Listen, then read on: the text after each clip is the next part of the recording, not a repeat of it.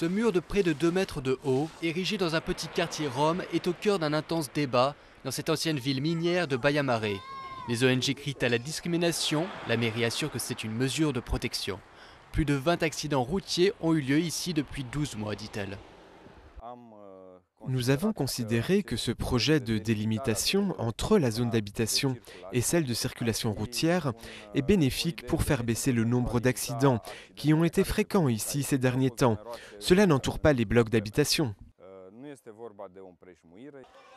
Derrière le mur, pauvreté et misère. Des enfants qui ne vont pas à l'école, pas d'eau courante. La mairie annonce la rénovation du bloc cette année, mais les habitants de cet HLM délabré se disent désespérés. Mécontents du mur, nombre d'entre eux parlent hors caméra, craignant qu'il ne soit chassé de l'immeuble s'ils se prononcent ouvertement. Alexandre Rubanta et sa famille habitent ce bâtiment depuis 11 ans. Pour lui, le mur est comme une prison.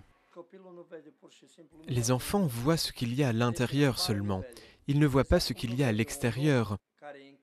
Comme des condamnés enfermés derrière les barreaux, les enfants ne peuvent pas voir ce qu'il y a au-delà du mur. Les ONG ont vivement critiqué la construction. Selon elles, d'autres mesures pouvaient être prises pour renforcer la sécurité routière, notamment des ralentisseurs ou des clôtures plus basses.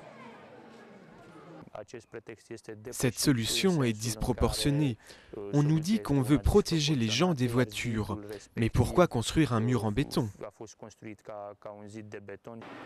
Les autorités promettent maintenant de décorer le mur. Entre-temps, le débat continue. De nombreux habitants se réjouissent que ce mur dissimule les détritus s'accumulant de l'autre côté. Le tout à 3 semaines d'une élection législative partielle organisée à Baia Mare.